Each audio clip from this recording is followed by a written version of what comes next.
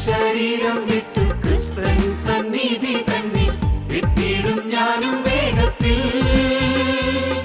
കാന്തനവൻ വരവിൻ കാലങ്ങളേറെയില്ല, നാളുകൾ നീളുകില്ല. മധ്യ ശരീരം വിട്ടു ക്രിസ്തൻ സന്നിധി തന്നെ എത്തിയിടും ഞാനും വേഗത്തിൽ.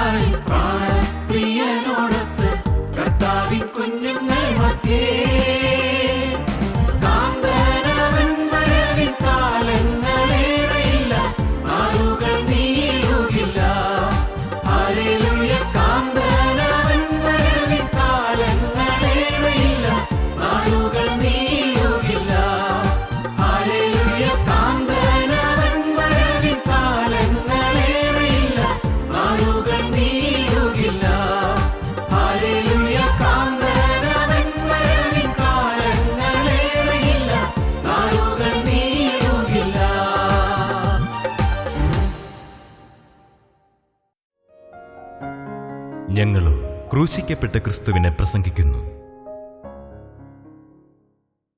ദൈവ തിരുനാമത്തിന് മഹത്വം ഉണ്ടാകട്ടെ. നമ്മുടെ ചിന്താവിഷയം വാഗ്ദത്തം എന്നുള്ളതാണ്. ഒന്നാമത്തെ വാഗ്ദത്തം നിത്യജീവൻ എന്നുള്ളതാണ്. രണ്ടാമത്തെ വാഗ്ദത്തമാണ് സ്വാതന്ത്ര്യം. അതിനെക്കുറിച്ചാണ് നാം ചിന്തിച്ചു വരുന്നത്. സ്വാതന്ത്ര്യം. നാം എല്ലാം സ്വാതന്ത്ര്യം ആഗ്രഹിക്കുന്നവരാണ്. അനേകരും ആന്തരികമായ ചില ബന്ധനങ്ങൾ പെട്ടുകൊള്ളുകയാണ്. ശാപത്തിൻ്റെ ബന്ധനമുണ്ട്, പാപത്തിൻ്റെ ബന്ധനമുണ്ട്, പൈശാചികൻ്റെ ബന്ധനമുണ്ട്, നാശത്തിൻ്റെ ബന്ധനമുണ്ട്. അനേകം ബന്ധനങ്ങൾ പൂർവികന്മാരുടെ കാലം മുതലേയുള്ള ചില ശാപങ്ങൾ പലരെയും വേട്ടയാടുന്നുണ്ട്. പൂർവിക ശാപങ്ങൾ. കാരണം നമ്മുടെ കാലത്ത് അല്ലെങ്കിൽ അക്രമപ്രവൃത്തികൾ ചെയ്തെങ്കിൽ, ആരെങ്കിലും വഞ്ചിച്ചെങ്കിൽ, ആരെങ്കിലും സ്വത്ത് തട്ടിയെടുത്തെങ്കിൽ, ഏറ്റവും ഹീനമായ വ്യഭിചാരം മുതലായ കാര്യങ്ങളിൽപ്പെട്ട് ജീവിതം തകർത്ത് കളഞ്ഞെങ്കിൽ അതിൻ്റെ എല്ലാമുള്ള ശാപങ്ങൾ പിന്നാലെ ഒരു തലമുറയ്ക്ക് വരും. ഞാൻ പ്രസംഗിക്കുമ്പോൾ പറയാറുണ്ടല്ലോ, പുറപ്പാട് 25, എന്നെ പയക്കുന്നവരിൽ പിതാക്കന്മാരുടെ അകൃത്യം 3-ാമത്തെയും 4-ാമത്തെയും തലമുറ വരെ മക്കളുടെ മേൽ സന്ദർശിക്കും.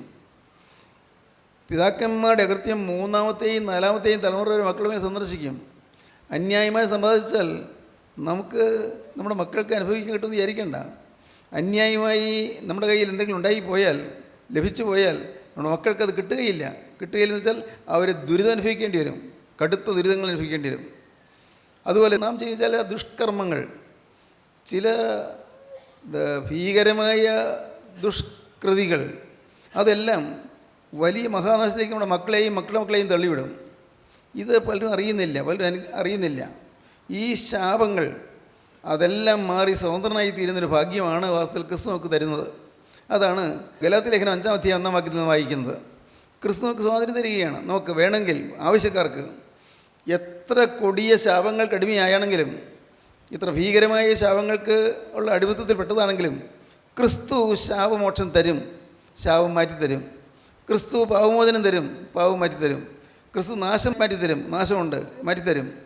തലമുറകളിലേക്ക് പടർന്നു കയറുന്നതായ ശാപവും നാശവും ദോഷവും എല്ലാം മാറ്റിത്തരാൻ യേശുക്രിസ്തുവിനെ ഹൃദയത്തിലേക്ക് സ്വീകരിച്ചാൽ മാത്രം മതി, വേറൊന്നും വേണ്ട. ഇത്രയും കാലം മുഴുവൻ പാപത്തിലും ശാപത്തിലോട്ടവനാണെങ്കിലും ഇന്ന് നിങ്ങൾ ഈ വാക്കുകളെ കേൾക്കുമ്പോൾ നിങ്ങളുടെ ഹൃദയം തുറന്ന്, കർത്താവേ എൻ്റെ കുടുംബത്തിലേക്ക് നീ ഒന്ന് വരണമേ, അതിനെൻ്റെ ഹൃദയത്തിലേക്ക് നീ ഒന്ന് വരണമേ, എൻ്റെ ജീവിതത്തിലേക്ക് നീ വരണമേ, എൻ്റെ ഹൃദയത്തിലേക്ക് നീ വന്നാൽ നിന്നെ വഹിച്ചുകൊണ്ട് ഞാൻ എൻ്റെ കുടുംബത്തിലേക്ക് പോകും. ആ കുടുംബത്തിലും സ്വാതന്ത്ര്യം ഉണ്ടാകും, എൻ്റെ മക്കൾക്ക് സ്വാതന്ത്ര്യം ഉണ്ടാകും, എൻ്റെ മക്കളുടെ മക്കൾക്ക് സ്വാതന്ത്ര്യം ഉണ്ടാകും. തലമുറയായി അനുഗ്രഹിക്കപ്പെടും. 1000 തലമുറയോളം ദയ കാണിക്കുന്നതാണല്ലോ നീ പറഞ്ഞത്. അതുകൊണ്ട് കർത്താവേ, ഇന്ന് ഞാൻ ഈ വാക്കുകളെ കേൾക്കുമ്പോൾ നാഥ നീ എൻ്റെ ഹൃദയത്തിലേക്ക് വരണമേ എന്ന് നാം പ്രാർത്ഥിക്കണം. ക്രിസ്തു ഹൃദയത്തിലേക്ക് വരണം. അതൊരു ശ്രേഷ്ഠമായ അനുഭവമാണ്. വേറെ വലിയ ബന്ധപ്പാടോ എന്തെങ്കിലും തരത്തിലുള്ളതായ പൈസ ചിലവോ എന്നുള്ള കാര്യമല്ലത്. ഹൃദയം തുറന്ന് ക്രിസ്തുവിനെ സ്വീകരിക്കുക. എനിക്ക് യേശുവിനോട് ജീവിക്കണം എന്നുള്ളതായൊരു ആഗ്രഹം വരിക. യേശുവിനോട് ജീവിക്കണം. ശാപത്തിന് ബന്ധമെന്ന് പറഞ്ഞാൽ സംശയരോഗം. ചിലപ്പോൾ അവർക്ക് ഭാര്യയെ സംശയം, ഭാര്യ എന്നേക്കാൾ കൂടുതൽ വേറെ ആരെയോ സ്നേഹിക്കുന്നുണ്ടെന്ന് തോന്നൽ, അല്ലെങ്കിൽ ഭർത്താവിനെ കുറിച്ച് സംശയം, എന്നേക്കാൾ കൂടുതൽ വേറെ ആരെയോ സ്നേഹിക്കുന്നുണ്ടെന്ന് സംശയം. അത് വെറും സംശയമാണ്. ആരെങ്കിലും പറഞ്ഞു കൊടുത്താൽ തന്നെ സംശയമാണ്, അങ്ങനെ സംഭവം ഇല്ല, പേടിക്കണ്ട, നിങ്ങളുടെ ഭാര്യ നിങ്ങളെ തന്നെയാണ് സ്നേഹിക്കുന്നത്, വേറെ ആരും ഇല്ല, അല്ല നിങ്ങളുടെ ഭർത്താവ് നിങ്ങളെ തന്നെയാണ് സ്നേഹിക്കുന്നത്, വേറെ ആരുമില്ല എന്ന് പറഞ്ഞു കൊടുത്താലും അവർക്കത് ബോധ്യമാകില്ല. അത് ആ രോഗത്തിൻ്റെ ലക്ഷണം തന്നെയാണ്. അവർ ചികിത്സയ്ക്ക് സമ്മതിക്കുകയില്ല. മരുന്ന് ഡോക്ടർ നിർദ്ദേശിച്ചാൽ പോലും ആ മരുന്ന് കഴിക്കുകയില്ല. ശാപകരമായ ആ പാപത്തിൻ്റെ ആ ഭീകരമായ അടിമത്തത്തിൻ്റെ ലക്ഷണമാണത്. എനിക്ക് രോഗമുണ്ട് സമ്മതിക്കുകയില്ല, നിനക്കാ രോഗമെന്ന് പറയും. എന്നാൽ ബുദ്ധിയുള്ള മനുഷ്യൻ വാസ്തവം ചെയ്യേണ്ടത് അവൻ ഡോക്ടറെ കാണുക, ഡോക്ടർ നിർദ്ദേശം അനുസരിക്കുക, നിർദ്ദേശം പാലിച്ചാൽ ഈ ഭയങ്കരമായ ശാപത്തിൽ നിന്ന് മോചനം നേടാൻ പറ്റും. അനേകർക്ക് ഇതൊന്നും അറിയാൻ വയ്യ. ദൈവത്തിന് സ്തോത്രം. ചിലർ എനിക്കിപ്പോൾ രോഗമൊന്നുമില്ല, ഞാൻ മരുന്ന് ഇനി കഴിക്കുന്നില്ല എന്ന് പറഞ്ഞ് മരുന്ന് മുടക്കും. തെറ്റാണത്. മാനസിക രോഗത്തിന് മരുന്ന് കഴിക്കുന്നവർ മരുന്ന് മുടക്കരുത്. അനേകം സംഭവങ്ങൾ എൻ്റെ മനസ്സിലുണ്ട്. ചിലർ വിവാഹം അടുത്തപ്പോൾ ആ മരുന്ന് ഉപയോഗിച്ച് നിർത്തി. കാരണം വിവാഹം നടക്കാൻ പോകുന്നു, ഇപ്പോൾ രോഗമൊന്നുമില്ല, പ്രശ്നമൊന്നുമില്ല, സാധാരണ ബുദ്ധിയോടുകൂടി ഇതൊക്കെ നിൽക്കുന്നത്. വിവാഹം കഴിഞ്ഞ് 2-3 ദിവസം കഴിഞ്ഞപ്പോഴേക്കും ആ മരുന്ന് നിർത്തിയതിനുള്ളതായ റിയാക്ഷൻ വന്നു. പിന്നെ വയലൻ്റായി, ഭയങ്കരമായ വയലൻ്റായി. പിന്നെ ഈ അടുത്ത ദിവസം വിവാഹം കഴിച്ച പെൺകുട്ടിയെ തല്ലാനും പല വിധത്തിൽ പീഡിപ്പിക്കാൻ തുടങ്ങി. പെൺകുട്ടി പേടിച്ച് ഓടി അവളുടെ അപ്പനും അമ്മയും വിളിച്ചു അവളുടെ വീട്ടിലേക്ക് പോയി. നടന്ന കാര്യം പറയുന്നത്. പ്രിയപ്പെട്ടവരെ, ഇങ്ങനെ ഈ സ്വഭാവത്തിൽ വരുന്ന മാറ്റങ്ങൾക്ക് പിന്നിൽ ഒരു ദുഷ്ടനായ പൈശാചികനുണ്ട്, സാത്താൻ്റെ തന്ത്രമുണ്ട്. പൈശാചികൻ മനുഷ്യരെ ഇന്ന് പീഡിപ്പിച്ചുകൊണ്ടിരിക്കുകയാണ്, നശിപ്പിച്ചുകൊണ്ടിരിക്കുകയാണ്. ഇങ്ങനെയുള്ള രോഗങ്ങൾ വരുത്തുന്നതും പിശാചിൻ്റെ തന്ത്രമാണ്. എന്നാൽ നിങ്ങൾ വിശ്വസിക്കൂ, നിങ്ങൾ പ്രാർത്ഥിച്ച് ജീവിതം കർത്താവിൻ്റെ കരങ്ങളിലേക്ക് കൊടുത്താൽ, എന്നേക്കുമായി യേശുവിനെ നിങ്ങളെ തന്നെ വിട്ടുകൊടുത്താൽ, നിങ്ങൾക്ക് തീർച്ചയായും ഇങ്ങനെയുള്ള പ്രതിസന്ധികളിൽ നിന്ന് മോചനം പ്രാപിക്കാൻ സാധിക്കും. പലരും അത് മനസ്സിലാക്കാൻ സാധിക്കുന്നില്ല. ഇപ്പം ഞാൻ ഈ പറയുന്ന വാക്കുകൾ തന്നെയും വേണ്ടതുപോലെ ഉള്ളിൽ കയറുന്നില്ല. ചിലർക്ക് കേൾക്കുന്നുണ്ട്, പക്ഷേ ഹൃദയത്തേക്ക് കടക്കുന്നില്ല. എനിക്കറിയാം, പലരുടെ ഉള്ളത്തിലേക്ക് ഈ വാക്കുകളുടെ അർത്ഥം കടന്നു വരുന്നില്ല. വലിയൊരു അപകടത്തിലും ശാപത്തിലും നാശത്തിലുമാണ് നിൽക്കുന്നതെന്ന് പലർക്കും മനസ്സിലാകുന്നില്ല. എന്നാൽ ഒരു ദിവസം മനസ്സിലാകും. നാം മരിക്കാറായി കിടക്കുമ്പോൾ മനസ്സിലാകും. മരിച്ചിട്ടില്ല, പക്ഷെ മരിക്കാറായി കിടക്കുമ്പോൾ മനസ്സിലാകും. അപ്പോൾ ശാപകരമായ അനേകം കാര്യങ്ങൾ നമ്മുടെ മുന്നിൽ അണിനിരന്ന് നിൽക്കും. വാട്ട് കംസ് ആഫ്റ്റർ ഡെത്ത് എന്ന് പറയുന്ന പുസ്തകത്തിൽ, വാട്ട് കംസ് ആഫ്റ്റർ ഡെത്ത്, മരണത്തിന് ശേഷമുള്ള ജീവിതം എന്നുള്ള പുസ്തകത്തിൽ അവിടെ ഡോക്ടർ മോറിസ് ലവ്ലിൻസ് പറയുന്നു. അത് പറയുന്നതാണ്, മരണനേരത്തോടടുത്ത് എല്ലാ തിന്മകളും അണിനിരന്ന് നിൽക്കുന്ന മുമ്പിൽ കാണും. വീട്ടുകാരോ സ്വന്തക്കാരോ വന്ന് നോക്കുമ്പോൾ മരിക്കാറായി കിടക്കുകയാണ്, ശ്വാസം വായു വലിച്ച് കിടക്കുകയാണെന്ന് പറയും, ആളറിയുന്നില്ലെന്നൊക്കെ പറയും. പക്ഷേ ആളറിയുന്നില്ല, ശരി, പക്ഷേ വേറൊരു ലോകത്ത് പ്രവേശിച്ചു കഴിഞ്ഞു. മരിച്ചു കഴിഞ്ഞില്ല, പക്ഷേ വേറെ ലോകത്തേക്കായി. ക്ലിനിക്കലി ഡെഡായില്ല, പക്ഷേ വേറെ ലോകത്തായി. അങ്ങേ ലോകത്തുള്ള കടന്നു ചെല്ലാനായിട്ട് തുടങ്ങുന്ന മനുഷ്യൻ ഭീകരമായ നരകത്തിലാണിക്കാണ് പോകുന്നതെന്ന് അപ്പോൾ മനസ്സിലാക്കുന്നു. പക്ഷേ നിർവാഹമില്ല, ഇനിയിപ്പം രക്ഷപ്പെടാൻ നിർവാഹമില്ല. അപകടകരമായ രംഗത്തേക്കാണ് പോകുന്നത് മനസ്സിലാക്കുന്നു. ഭീകര സത്വങ്ങൾ, കറുത്തിരണ്ട സത്വങ്ങളൊന്ന് അവനെ കൊടുക്കൊണ്ട് വന്ന് നിൽക്കുന്നത് കാണുന്നു, പേടിച്ചു പോകുന്നു. ഭീകരന്മാരായ ദുരാത്മാക്കൾ വന്ന് നിൽക്കുന്നു. അവനെയും കൊണ്ട് അങ്ങ് നരകത്തിൻ്റെ ഭീകരതയിലേക്ക്, യാതനയിലേക്ക് പോകാൻ തുടങ്ങുന്നു. ഇത് മനസ്സിലാക്കുന്നു. ഈ രോഗിയായി മരിക്കാൻ കിടക്കുന്നയാൾ മനസ്സിലാക്കുന്നു. പക്ഷേ ഇനിയൊന്നും ചെയ്യാൻ നിർവാഹമില്ല. എന്തു പറഞ്ഞാലും നഷ്ടപ്പെട്ടു കഴിഞ്ഞു, കഷ്ടപ്പെട്ട് പോയി കഴിഞ്ഞു. ഇങ്ങനെയെല്ലാമുള്ള കെടുതികളിലേക്ക് പോകാതിരിക്കണമെങ്കിൽ നമുക്ക് ഇന്ന് സ്വാതന്ത്ര്യം വേണം. പൈശാചികളിൽ നിന്നുള്ള സ്വാതന്ത്ര്യം വേണം. സാത്താൻ്റെ അടിമത്തിൽ നിന്നുള്ള മോചനം വേണം. അനേകരെയും സാത്താൻ വിഴുങ്ങി കഴിഞ്ഞിരിക്കുകയാണ്. സാത്താൻ്റെ വായിലായി കഴിഞ്ഞിരിക്കുകയാണ്. പിടിച്ച് തിരിച്ചിട്ടാൻ സാധ്യമല്ലാത്ത വിധത്തിൽ അങ്ങ് കൊണ്ടുപോവുകയാണ്. പിശാചൻ കൊണ്ടുപോവുകയാണ്. അവൻ ഇഷ്ടമില്ലാത്ത സ്ഥലത്തേക്ക് കൊണ്ടുപോവുകയാണ്. ഇഷ്ടമില്ലാത്ത കാര്യങ്ങളിലേക്ക് കൊണ്ടുപോവുകയാണ്. ബന്ധിച്ചിടുകയാണ്. ആ ബന്ധനം അറുത്ത് മാറ്റാൻ പറ്റുന്നില്ല. ഒരു പുരുഷൻ അവൻ്റെ ഭാര്യയോട് പറഞ്ഞു, എനിക്ക് നിന്നെ വേണ്ട. ആ സ്ത്രീ എന്നെ വിളിച്ചു പറഞ്ഞു, എനിക്ക് നിന്നെ വേണ്ട, ഞാൻ ഇന്ന സ്ത്രീയാണ് ഞാൻ സ്നേഹിക്കുന്നത്, അവൾ അറിയുന്ന സ്ത്രീയാണ്, ഞാൻ അവളുടെ കൂടെയാണ് ജീവിക്കുന്നത്. അവൾ പറഞ്ഞു, പാവം കരഞ്ഞു, അയ്യോ എന്നെ വിട്ട് പോകല്ലേ, എനിക്ക് ആരാ ഉള്ളത്, എനിക്ക് നിന്നെ വേണ്ട, ഞാൻ തീരുമാനിച്ചു കഴിഞ്ഞു. ആ മനുഷ്യൻ ഒരു കൂസലും ഇല്ലാതെ ഇറങ്ങി പോവുകയാണ്. നോക്കൂ, ഒരു വലിയ ബന്ധനം. മറ്റേ അവൻ പോകുന്ന സ്ത്രീയാണോ, 2 മക്കളുള്ള സ്ത്രീയാണ്. പക്ഷേ ആ സ്ത്രീയുടെ സ്വഭാവത്തിലുള്ളതായ തിന്മ ഈ മനുഷ്യനെ ആകർഷിച്ച് അവനെ വശീകരിച്ചുകൊണ്ട് പോവുകയാണ്, നാശത്തേക്ക് കൊണ്ടുപോവുകയാണ്. സ്വന്തം ഭാര്യയെ സ്നേഹിക്കുന്നില്ല, അന്യസ്ത്രീയെ സ്നേഹിക്കുന്നു. നോക്കൂ, ഇതെല്ലാം അപകടകരമായ ദോഷങ്ങളാണ്, അപകടകരമായ കാര്യങ്ങളാണ്, ദോഷമാണ്. ഇങ്ങനെ അനേകം അടിമത്തങ്ങളിൽ നിന്ന് മനുഷ്യൻ നട്ടം തിരിയുകയാണ്. എങ്ങനെ സ്വാതന്ത്ര്യം കിട്ടും? ഞാൻ പറഞ്ഞല്ലോ, ഒരേ ഒരു മാർഗ്ഗമേ ഉള്ളൂ, വേറെ ഒന്നും വേണ്ട. ഒരേ ഒരു മാർഗം, കർത്താവായ യേശു ക്രിസ്തുവിനെ ഹൃദയത്തിലേക്ക് വിളിക്കുക. യേശുവേ, നീ എൻ്റെ ഹൃദയത്തിലേക്ക് വരണമേ എന്ന് പറയുക. ഇപ്പോൾ നിങ്ങൾ അബോധാവസ്ഥയിലാണ് ഇരിക്കുന്നതെങ്കിൽ തന്നെയും, ഒരുപക്ഷെ ഇപ്പോൾ കേൾക്കുന്ന നിങ്ങൾക്ക് കാര്യങ്ങൾ മനസ്സിലാകുന്നില്ലെങ്കിൽ തന്നെയും നിങ്ങൾ കാര്യം ചെയ്യൂ. കർത്താവ് ഇന്ന് നിന്നോട് യാചിക്കുകയാണ്, നീ എൻ്റെ ഹൃദയത്തിലേക്ക് വരണമേ, എൻ്റെ ഉള്ളത്തിലേക്ക് വരണമേ. ദൈവത്തിന് സ്തോത്രം. അതൊരു മഹാഭാഗ്യമാണ്, യേശു ഹൃദയത്തിലേക്ക് വരിക. സത്യമായും പ്രിയപ്പെട്ടവരെ, നിങ്ങൾ വിശ്വസിക്കൂ, അക്ഷരീകമായി യേശു നടന്നു വരുന്നത് നിങ്ങൾക്ക് അനുഭവിക്കാം. ഹൃദയത്തിലേക്ക് നടന്ന് കയറുന്നത് നിങ്ങൾക്ക് അനുഭവിക്കാം. നിങ്ങൾക്ക് പിന്നെ ശാപഭീതിയില്ല, പാപഭീതിയില്ല, പൈശാചിക ഭീതിയില്ല.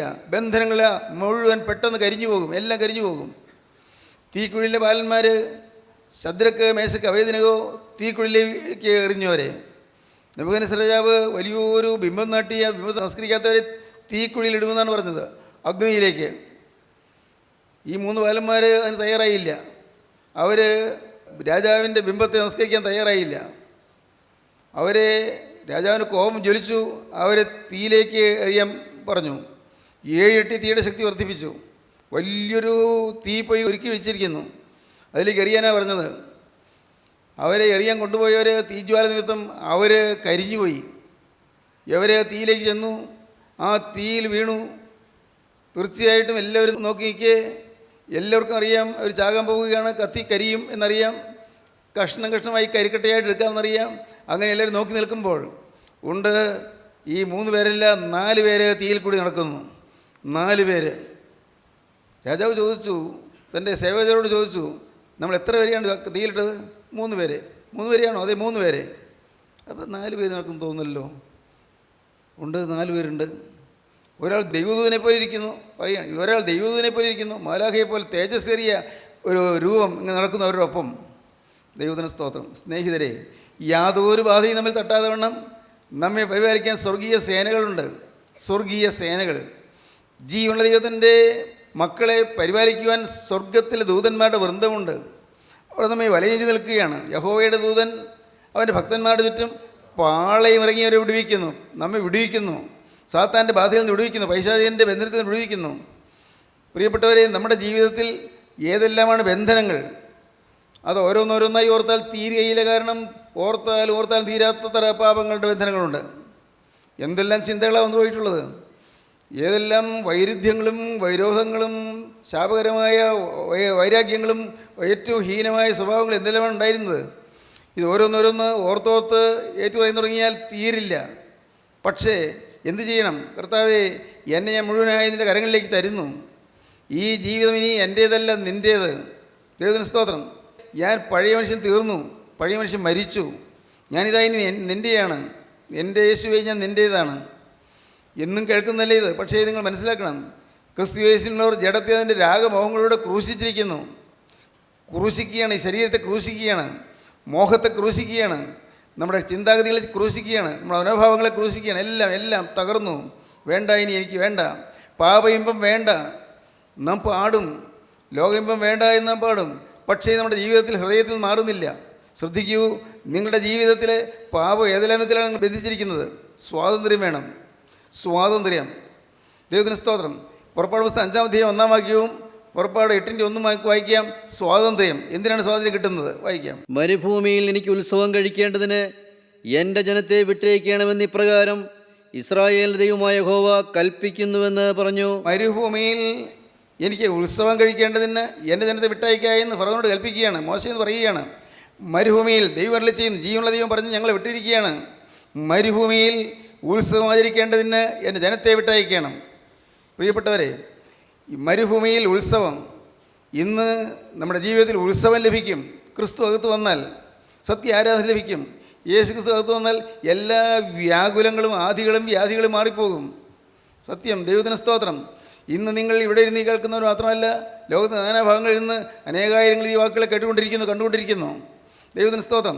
ഓരോരുത്തരോടുമായി ഞാൻ പറയുകയാണ്, എല്ലാവരോടുമായിട്ട് പറയുകയാണ്, നിങ്ങളുടെ ജീവിതത്തിൽ ഉത്സവം തുടങ്ങാം. നിങ്ങളുടെ ജീവിതത്തിലെ ക്ലേശങ്ങൾ മാറും, നിങ്ങളുടെ അസന്തുഷ്ടികൾ മാറും, നിങ്ങളുടെ അസ്വസ്ഥതകൾ മാറും, അസമാധാനം മാറും, കുടുംബത്തിലെ ഞെരുക്കങ്ങൾ മാറും. ഇന്ന് വീട്ടിലുള്ള വഴക്കും പിണക്കവും മാറും, വീട്ടിലെ കലഹം മാറും. ഇന്ന് നിങ്ങൾ അലട്ടുന്നതായ കടത്തിൻ്റെ ബന്ധനങ്ങൾ മാറും. അനേകം കെടുതികൾ നമ്മുടെ ജീവിതത്തിലുണ്ട്. എല്ലാം മാറ്റും. ആര്? യേശുക്രിസ്തു.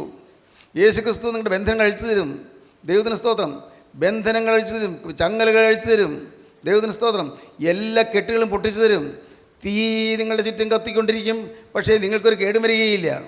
തീക്കുഴിയിലെ ബാലന്മാർക്ക്, അഗ്നിപ്പൊയ്യിലേക്ക് വീഴാൻ ബാലന്മാർക്ക്, അവർക്ക് ചുറ്റും തീ കത്തുന്നുണ്ട്, അവർ തീയിൽ കൂടി നടക്കുന്നു, ഒരു കേടും വന്നില്ല. അവരുടെ ബന്ധനങ്ങൾ കഴിഞ്ഞു പോയി. കയ്യും കാലും കെട്ടിയാണ് ഇട്ടത്, പക്ഷേ ആ കെട്ടുകളെല്ലാം പൊട്ടിപ്പോയി, കെട്ടുകളെല്ലാം കത്തിപ്പോയി. ദൈവത്തിന് സ്തോത്രം.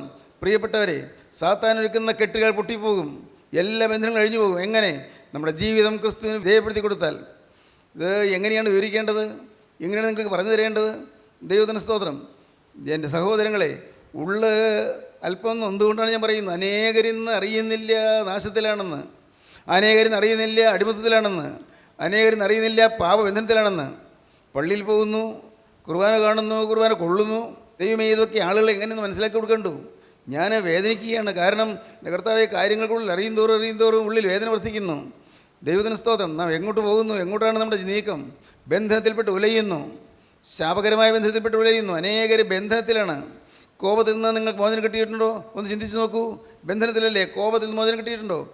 ക്രുദ്ധമായ സ്വഭാവങ്ങളും ക്രോധിക്കുന്നതായ ശബ്ദവും വാക്കുകളും എല്ലാം നിങ്ങൾ വരാറില്ലേ? അട്ടഹസിക്കുന്ന വാക്കുകൾ, ഗർജിക്കുന്ന വാക്കുകൾ, ശപിക്കുന്ന വാക്കുകൾ, പ്രാകുന്ന വാക്കുകൾ ഇല്ലേ? നിങ്ങൾ ചിന്തിച്ച് നോക്കൂ. നിങ്ങളുടെ ഹൃദയത്തിൽ ഇരിക്കുന്ന അശുദ്ധിയുടെ വാക്കുകൾ വരാറില്ലേ? അസഭ്യ വാക്കുകൾ വരാറില്ലേ? ദ്വയാർത്ഥം വെച്ച്, രണ്ടർത്ഥം വെച്ചുള്ള വാക്കുകൾ വരാറില്ലേ? പ്രിയപ്പെട്ടവരെ, ഓർത്ത് നോക്കൂ. ബോധമില്ലാത്തവരെ പോലെ ജീവിക്കുന്ന അനേകരുണ്ട്. ഇന്ന് ഒരു ബോധവുമില്ല. എന്താണ് ചെയ്തു കൂട്ടുന്ന അറിയുന്നില്ല. എല്ലാം രേഖപ്പെടുത്തി വയ്ക്കുന്നവർ അറിയുന്നില്ല. ദൈവസന്നിധിയിലെല്ലാം രേഖപ്പെടുത്തുന്ന ഒരു പുസ്തകമുണ്ട്, സ്മരണയുടെ പുസ്തകം, ഓർമ്മയുടെ പുസ്തകം. ഇതൊന്നും ആരും അറിയുന്നില്ല.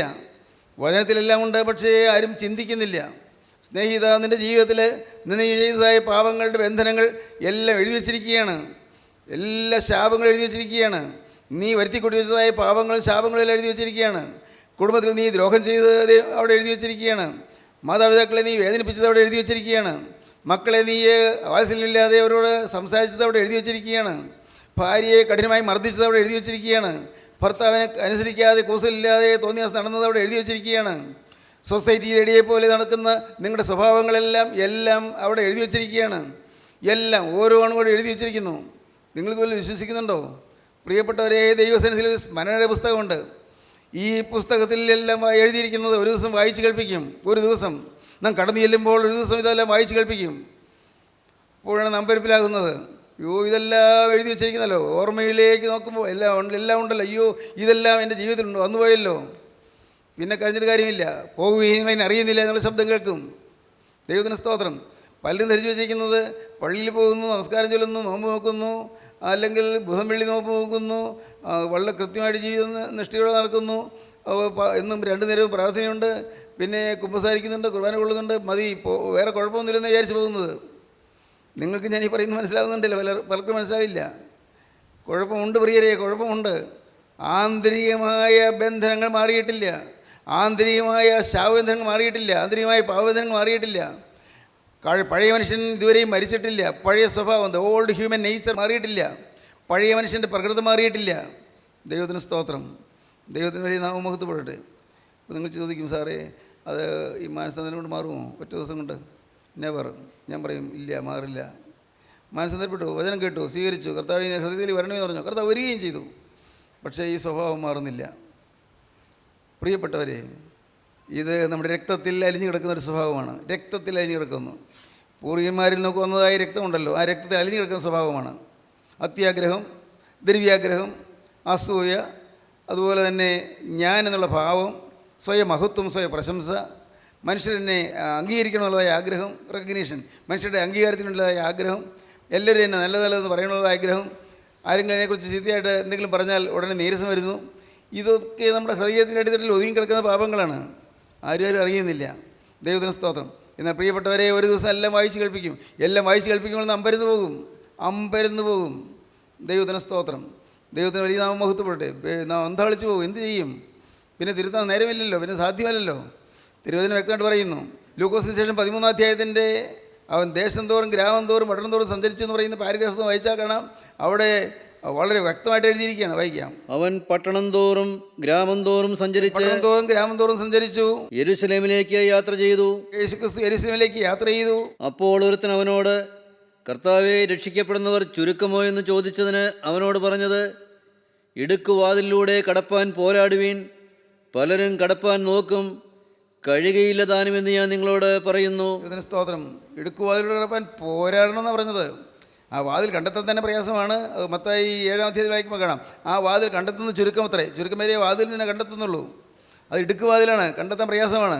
ചുരുക്കം പേര് കണ്ടെത്തുന്നു. കണ്ടെത്തിയവരെ കടക്കണമെങ്കിൽ പോരാടണം, യുദ്ധം ചെയ്യണം. ഇടുക്കുവാതിലൂടെ കടപ്പാൻ പോരാടുവീൻ, പലരും കടപ്പാൻ നോക്കും, കഴിയുകയില്ല താനും. കർത്താവ് പറഞ്ഞത്, യേശുക്രിസ്തു പറഞ്ഞതാണ്. പലരും കടക്കണമെന്ന് ആഗ്രഹിക്കുന്നുണ്ട് ഇല്ലേ? നമ്മൾ ഈ കൂട്ടായ്മയിൽ വരുന്നവരെല്ലാവരും ആഗ്രഹിക്കുന്നില്ലേ? തീർച്ചയായിട്ടും ഉണ്ട്. നിത്യജീവൻ വേണമെന്ന് ആഗ്രഹിക്കുന്നുണ്ട്. പക്ഷേ കഴിയുകയില്ലെന്നാണ് കർത്താവ് പറഞ്ഞത്. പലരും കടപ്പാൻ നോക്കും, കഴിയില്ല താനും. വീട്ടുടയവൻ എഴുന്നേറ്റ് കഥ അടച്ച ശേഷം നിങ്ങൾ പുറത്തുനിന്ന് കർത്താവെ തുറന്നു തരണമേ എന്ന് പറഞ്ഞുകൊണ്ട് കതകിനെ മുട്ടി തുടങ്ങുമ്പോൾ, കർത്താവെ തുറന്നു തരണമേ എന്ന് പറഞ്ഞ് നിങ്ങൾ കതകിന് മുട്ടി തുടങ്ങും. പക്ഷേ അകത്ത് വാതിലടച്ചിരിക്കുകയാണ്, അത് കുറ്റിയിട്ടിരിക്കുകയാണ്, വാതിലടച്ചു. വീട്ടുടയവൻ വന്ന് വാതിലടച്ചു കഴിഞ്ഞു. കർത്താവെ തുറന്നു തരണമേ എന്ന് നിങ്ങൾ മുട്ടി തുടങ്ങുമ്പോൾ, നിങ്ങൾ എവിടെ നിന്ന് എന്ന് ഞാൻ അറിയുന്നില്ല എന്ന് അവൻ ഉത്തരം പറയും. അവിടെ അകത്തുനിന്നൊരു ശബ്ദം കേൾക്കാം, നിങ്ങൾ എവിടുത്തുകാരൻ? എനിക്ക് പരിചയമില്ലല്ലോ, നിങ്ങളെക്കുറിച്ച് എനിക്ക് പരിചയമില്ലല്ലോ, നിങ്ങൾ എവിടെ നിന്നാണ് എനിക്ക് മനസ്സിലാകുന്നില്ലല്ലോ എന്ന് പറയും. അപ്പോൾ അന്നേരം നിങ്ങൾ, നിന്റെ മുമ്പിൽ ഞങ്ങൾ തിന്നുകയും ഒരുമിച്ച് ഭക്ഷണം കഴിച്ചതല്ലേ, നിനക്ക് ഓർമ്മയില്ലേ കർത്താവേ? നിനക്ക് ഓർമ്മയില്ലേ?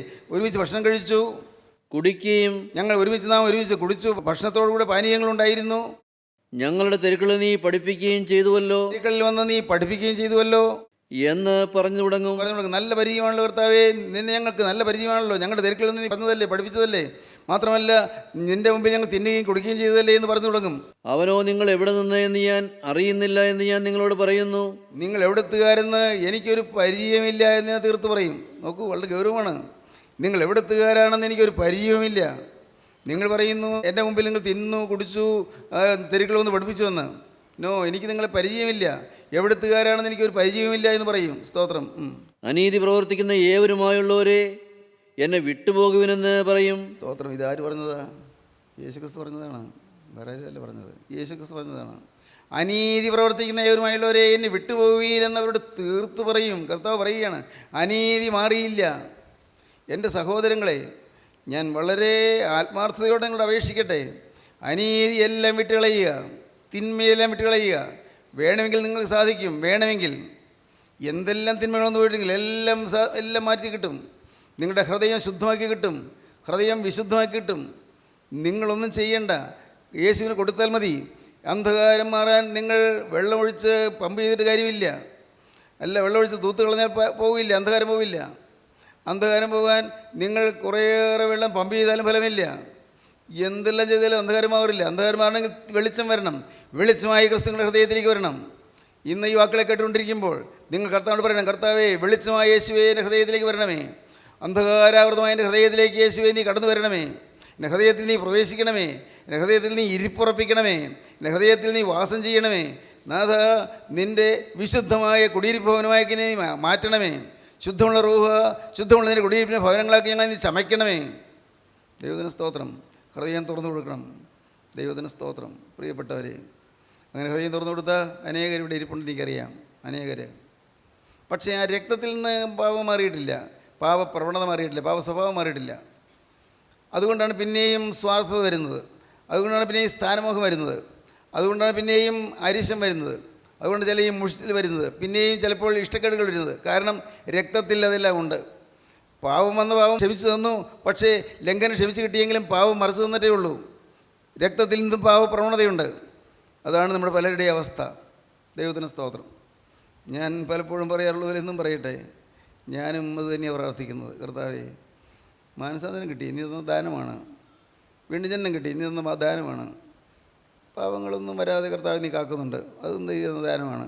പക്ഷേ കർത്താവേ, എൻ്റെ രക്തത്തിൽ പാവപ്രവണതയുണ്ട്, രക്തത്തിൽ പാവ സ്വഭാവമുണ്ട്. തക്ക സമയം വരുമ്പോൾ തലയുയർത്തുന്ന പാമ്പുണ്ട്. ആ പാമ്പ് ഇപ്പോൾ അടങ്ങി കിടക്കുകയാണ്. അകത്ത് തക്ക സമയത്ത് തലയുയർത്തുന്നതായ ഒരു ഭീകരനായ പിശാചുണ്ട്. ആ സാത്താൻ്റെ വലയത്തിലാണ് ഞാൻ നിൽക്കുന്നത്. കർത്താവേ, നിൻ്റെ തിരക്തത്താൽ ഇപ്പോൾ എന്നെ പൊതിഞ്ഞുകൊള്ളണമേ. ഞാൻ പ്രാർത്ഥിക്കും, കർത്താവേ, എൻ്റെ തലച്ചോറിൻ്റെ രക്തം കൊണ്ട് മുക്കി വയ്ക്കണമേ എന്ന്. സ്തോത്രം. ഒരു വേണ്ടാത്ത ചിന്ത വരല്ലേ എന്ന്, അരുതാത്ത വികാരങ്ങളോടെ ഉത്ഭവിക്കല്ലേ എന്ന്. തലച്ചോറ് ക്രിസ്തുവിൻ്റെ രക്തം കൊണ്ട് അത് പൊതിഞ്ഞ് കവർ ചെയ്യണമെന്ന്. സ്തോത്രം. ദൈവത്തിന് വലിയ നാമമഹത്വപ്പെടട്ടെ. സ്തോത്രം. ഞാനും തികഞ്ഞവനായിട്ടല്ല നിങ്ങളോട് പറയുന്നു. പക്ഷേ എനിക്കറിയാം, ഒരു കാര്യം അറിയാം, ഞാൻ തികവിൻ്റെ പാതയിലൂടെ നീങ്ങുകയാണ്. തികവിൻ്റെ പാതയിലൂടെ എൻ്റെ യേശു എന്നെ നടത്തിക്കൊണ്ട് പോവുകയാണ്. തികവിലേക്ക് നയിച്ചുകൊണ്ട് പോവുകയാണ്. മരണം വരെയുള്ളൊരു പ്രോസസ്സാണിത്. ദൈവത്തിന് സ്തോത്രം. അതുകൊണ്ട് ഇന്ന് ഇത് കേട്ടുകൊണ്ടിരിക്കുമ്പോൾ നിങ്ങൾ സ്വാതന്ത്ര്യമുള്ളവരായി തീരുക. നിങ്ങൾ സ്വാതന്ത്ര്യമുള്ളവരായി തീർന്നാൽ നിങ്ങൾക്ക് ഉത്സവം ലഭിക്കും. ദൈവത്തിന് സ്തോത്രം. അത് പിന്നാലെ പറയാം, ഉത്സവം ലഭിക്കും. നിങ്ങൾക്ക് ഉത്സവം ലഭിക്കണമെങ്കിൽ, നിങ്ങൾക്ക് സന്തോഷം ലഭിക്കണമെങ്കിൽ, നിങ്ങൾക്ക് സമാധാനം ലഭിക്കണമെങ്കിൽ, കുടുംബത്തിൽ സ്വസ്ഥത കിട്ടണമെങ്കിൽ, നിങ്ങളുടെ ജീവിതം ഭാസുരമാകണമെങ്കിൽ, ശോഭനമായ ഭാവി നിങ്ങൾക്ക് വേണമെങ്കിൽ, ഇന്ന് നിങ്ങളുടെ ജീവിതം ക്രിസ്തുവിന് കൊടുക്കുക. ക്രിസ്തുവോടെ വന്ന് വസിക്കട്ടെ, ക്രിസ്തു നിങ്ങൾ വാഴട്ടെ, ക്രിസ്തു നിങ്ങൾ ഭരിക്കട്ടെ, ക്രിസ്തു നിങ്ങളെ നിയന്ത്രിക്കട്ടെ. അത്ഭുതകരമായ ശാന്തിയും സ്വസ്ഥതയും നിങ്ങളുടെ ഹൃദയത്തിൽ വിടർന്നു വരും നിങ്ങൾക്ക് അനുഭവിക്കാൻ സാധിക്കും. ദൈവത്തിന് സ്തോത്രം.